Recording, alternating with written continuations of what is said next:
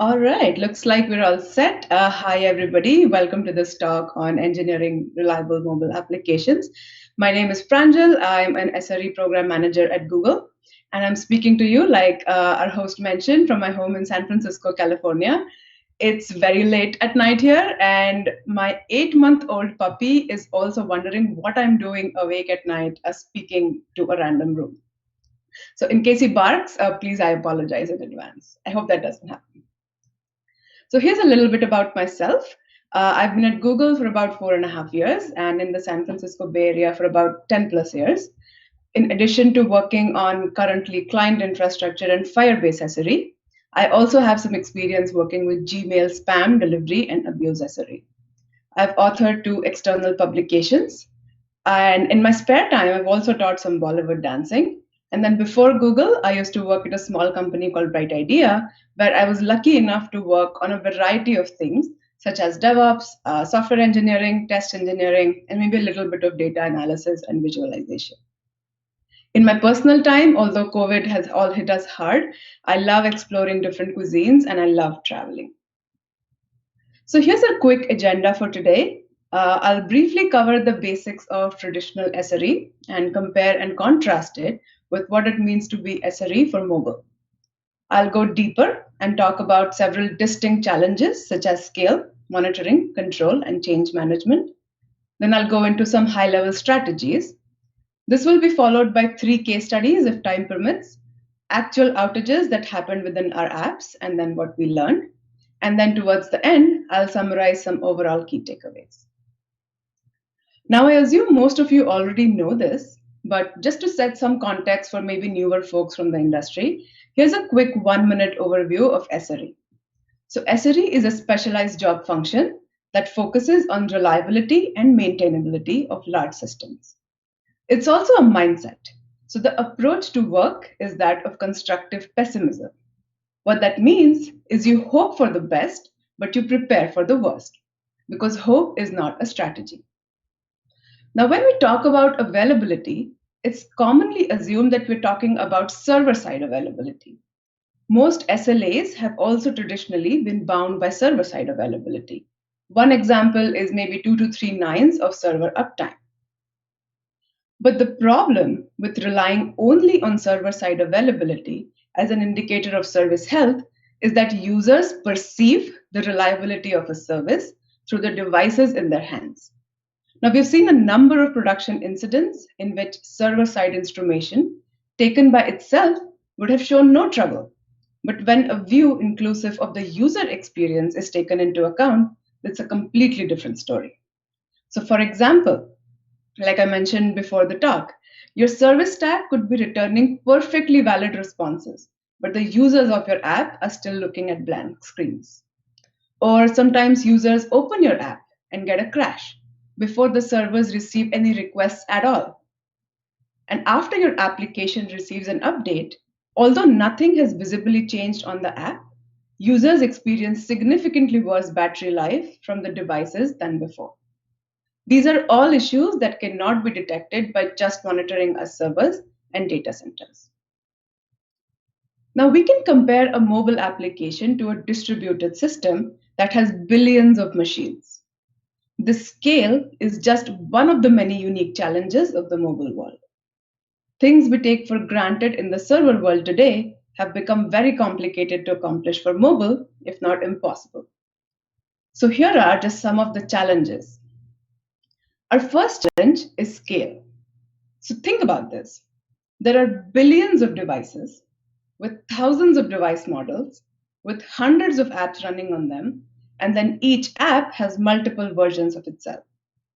It becomes difficult to accurately attribute degrading UX and unreliable network connections, service unreliability, or other external factors. All of this combined together makes for a very complex ecosystem. Challenge number 2 is monitoring. Unfortunately, we need to tolerate some potential inconsistency in the mobile world because we are relying on a piece of hardware that's totally beyond our control.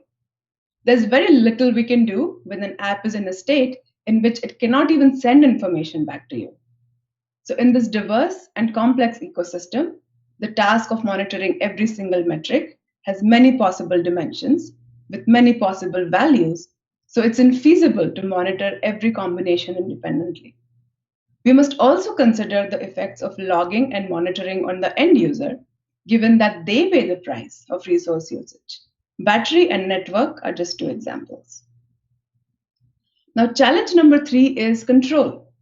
So on servers, we can change binaries and update configs on demand. In the mobile world, this power lies with the user. In case of native apps, after an update is available to users, we cannot force them to download a new binary or config. Users may sometimes think of upgrades as an indication of poor software quality, or they could assume that they're all just bug fixes.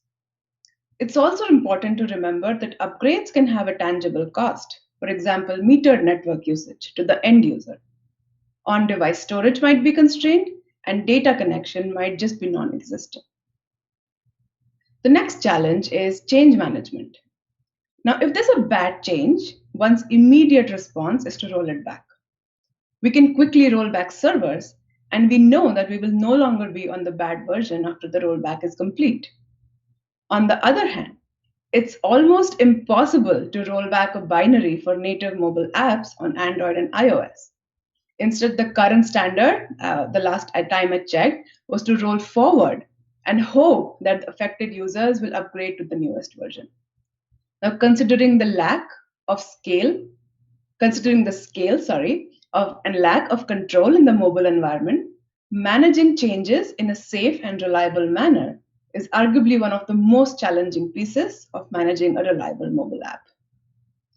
So let's talk about a little bit of concepts and strategies. So availability is one of the most important measures of reliability. So first we need to define what it means for a mobile app to be available. So to better understand availability, I gave some examples in the beginning. There may be a couple more hidden here where I could say that maybe you tapped on an app icon and a message displayed saying application has stopped or application not responding. You ultimately sometimes also just abandon the app by clicking the back button because it's so frustrating.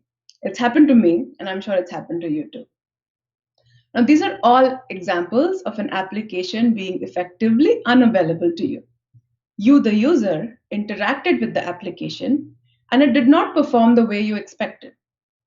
One way to think about mobile app reliability is its ability to be available, servicing interactions consistently well relative to the user's expectations. Now, users are constantly interacting with their mobile apps, and to understand how available these apps are, we need on-device, client-side telemetry to measure and gain visibility. Because if you cannot measure it, you cannot improve it. Of course, privacy and security are topmost concerns when we design our monitoring strategy. Now, one example of measuring unavailability is gathering crash reports. When an app is crashing, it's a clear signal of unavailability. A user's experience might be interrupted with a crash dialog. The application just might close unexpectedly, or they may be prompted to write a bug report. Crashes can occur for a number of reasons, but what is important is that they are triaged and then fixed right away. Now, who doesn't love real-time metrics? The faster one is able to recognize a problem, the faster one can begin investigating. Real-time metrics also help us see the results of our fixes and get feedback on production changes. Now, most incidents have a minimum resolution time that is driven more by humans organizing themselves around solving the problem.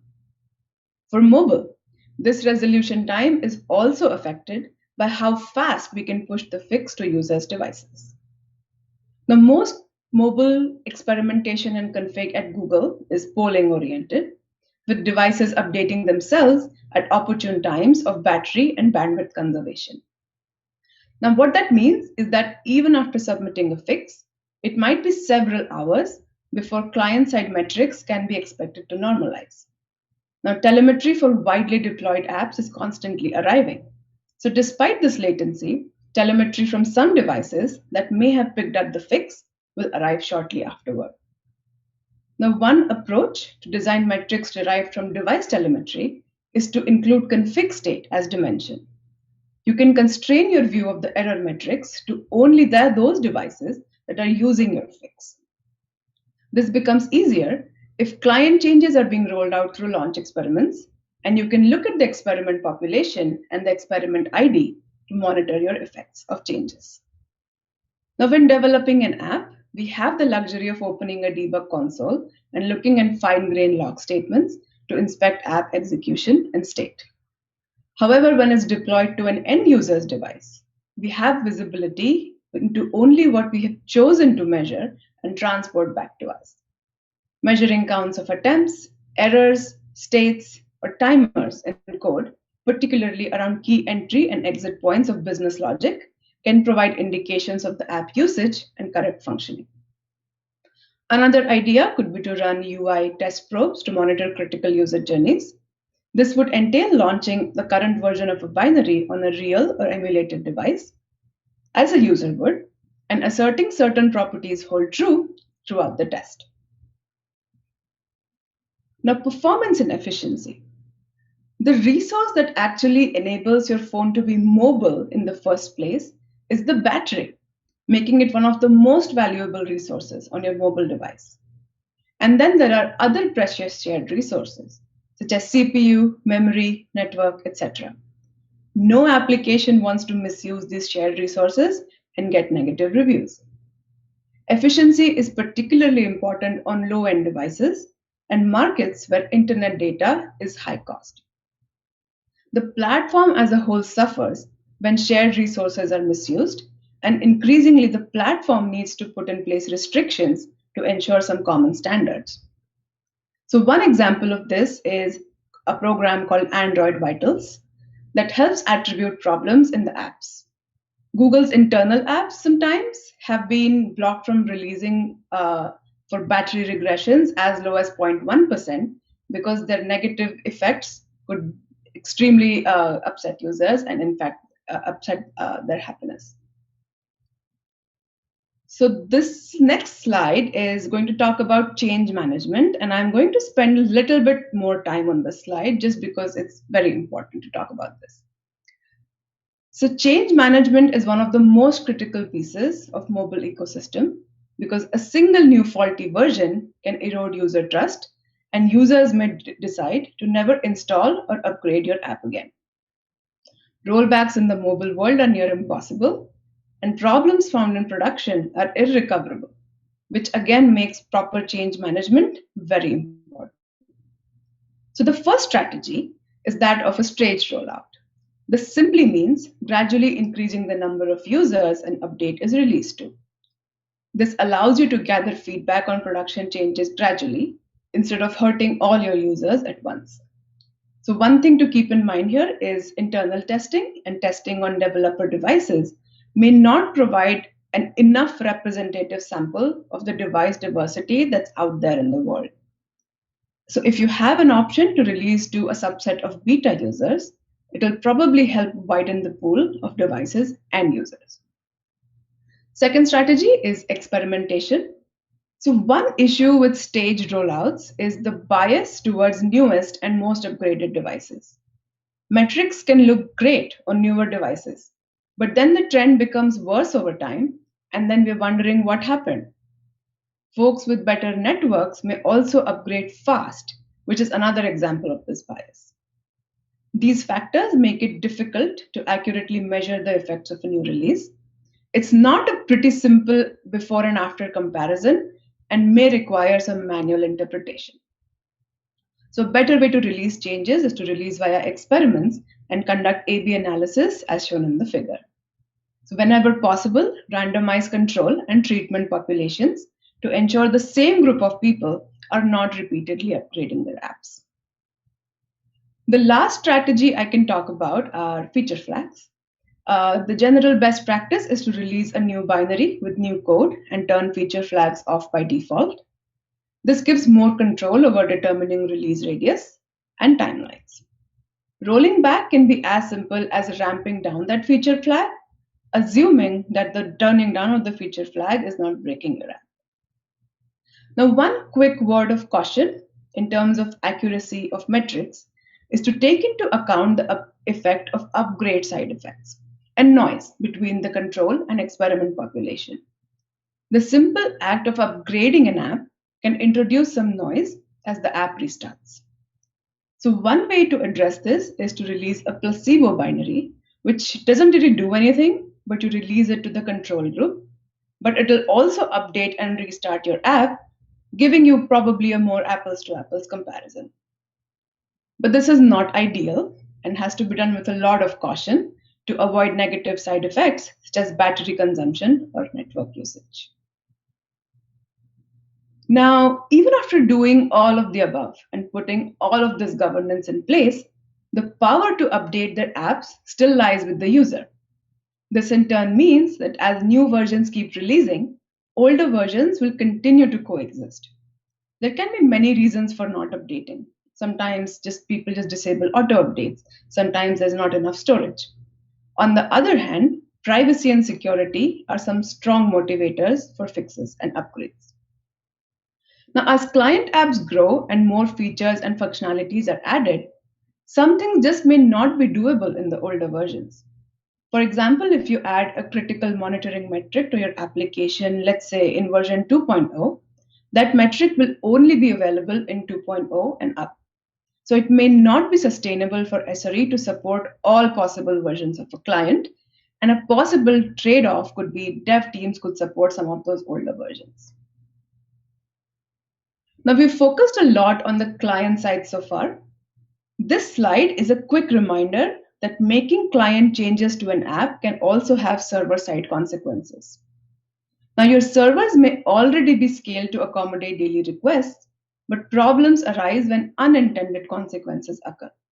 Some examples could be time synchronization requests or a large global event causing a large number of requests to your server. Sometimes bugs in new releases can suddenly increase the number of requests and overload your servers. We'll see an example of one such outage in the following section, which brings me to case studies.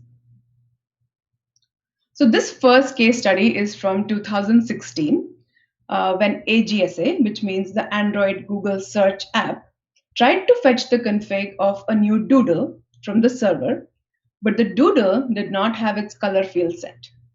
Now the code expected the color field to be set, and this in turn resulted in the app crashing. The graph, the font is pretty small, I apologize, but the graph, if you zoom in, shows crash rate along a time series. Now the reason the graph looks like that is because doodle launches were happening at midnight for every time zone, resulting in crash rate spikes at regular intervals. The higher the traffic in the region, the higher the spike. This graph made it easy for the team to correlate issues to a live doodle versus infrastructure change. Now, in terms of fixes, it took a series of steps to come up with a concrete all-round solution. So in order to fix the outage, the first step was to fix the config and release it immediately. But unfortunately, the error did not go back down to zero right away. This was because, to avoid calling server backends, the client code cached the doodle config for a set period of time before calling the server again for a new config. For this particular incident, this meant that the bad config was still on the user's devices until the cache expired. Then, as a second step, a client-side fix was also submitted to prevent the app from crashing in this situation. But unfortunately, a similar outage happened again in a few months. This time, only the older versions without the fix was affected. After this outage reoccurrence, a third solution in the form of a server-side guardrail was also put in place to prevent a bad config from being released in the first place. So some key takeaways from this incident. The first one was that client-side fixes don't fix everything. In particular, there are always older versions in the wild that may never get updated. So whenever possible, it's important to add a server-side fix to increase coverage and prevent a repeat incident. Also, it's good to know your app's dependencies. It can help to understand what changes external to the app can cause failures. It's ideal to have clear documentation on your client's dependencies, such as server backends and other config mechanisms. Now, this is a second case study, again from AGSA. There's a pattern here because my team client infrastructure SRE is on call for the Android Google search app. So maybe I have a little bias towards these incidents. So this one happened in 2017. It was one of our largest outages, but a near miss of a truly disastrous outage, as it did not affect the latest production version. Now, this outage was triggered by a simple 4-character change to a legacy config that was unfortunately not canaried. It was just tested on a local device, run through automated testing, committed to production, and then rolled out. So, two unexpected issues occurred. Due to a build error, the change was picked up by old app versions that could not support it, and then the change was rolled out to a wider population than intended. Now, when the change was picked up by older versions, they all started failing on startup itself. And once they failed, they would continue to fail by reading the cached config. Even after the config was fixed and rolled out, the app would keep crashing before it could fetch it. Now, this graph that you see on the screen is a graph that shows daily active users of the AGSA app only on the affected version range over a 2-week period leading up to and then after the outage. Now, after scrambling for days, the only recovery solution was manual user action. We had to request users to upgrade via notification. This prolonged the outage and resulted in pretty bad user experience. So, in terms of key takeaways from this outage, anything that causes users to not upgrade is similar to accumulating debt. Older apps are highly susceptible to issues, so the less successful app updates are, the larger the probability of a bigger population getting impacted by a backward incompatible change. Then always validate before committing or caching a new config. Configs can be downloaded and successfully parsed, but an app needs to interpret and exercise the new version before it becomes the active one. Now, if an application caches a configuration, it must be capable of expiring, refreshing, or discarding it without needing the user to step in. And then don't rely on recovery outside the app. Sending notifications has limited utility. In fact, regularly refreshing the config and having a crash recovery mechanism is probably a better solution. But at the same time, similar to backups, crash recovery mechanism is valid only if it's been tested.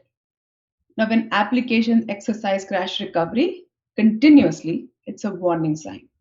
So monitor your crash recovery rates and treat high rates as a problem in itself, requiring root cause investigation and then correction. And then we do have a time for a third case study. So let's do it. So this one demonstrates how sometimes apps do things in response to inorganic phenomena. And capacity planning can go for a complete toss if proper throttling mechanisms are not in place.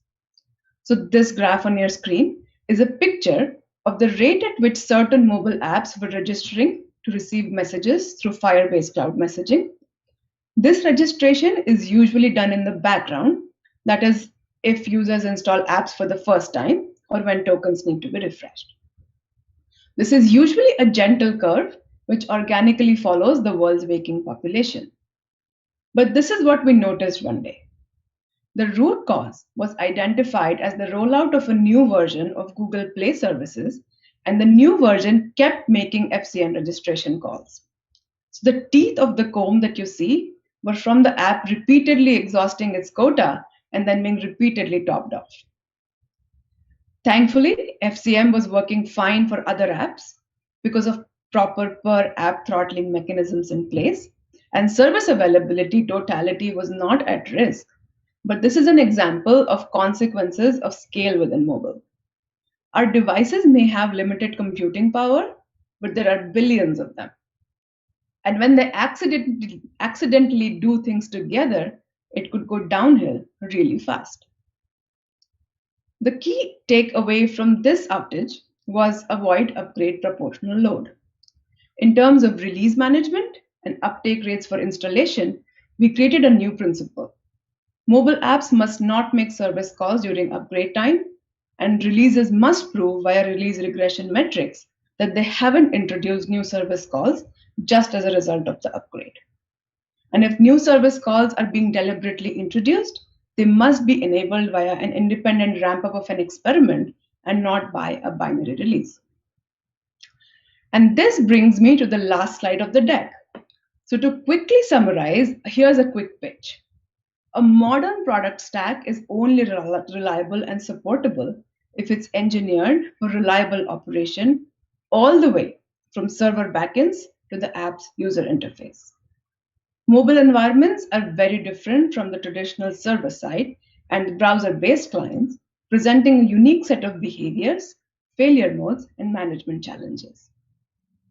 Engineering reliability into our mobile apps is as crucial as building reliable servers.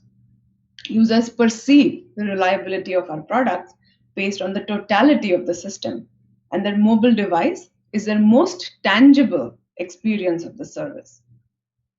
So instead of the three key takeaways, I'll quickly run through five just because there's so many of them. So, number one, design mobile apps to be resilient to unexpected inputs and to recover from errors, and roll out changes in a controlled, metric driven way. Number two, monitor your apps in production and design success criteria to relatively be directly correlated to the expectations of your users.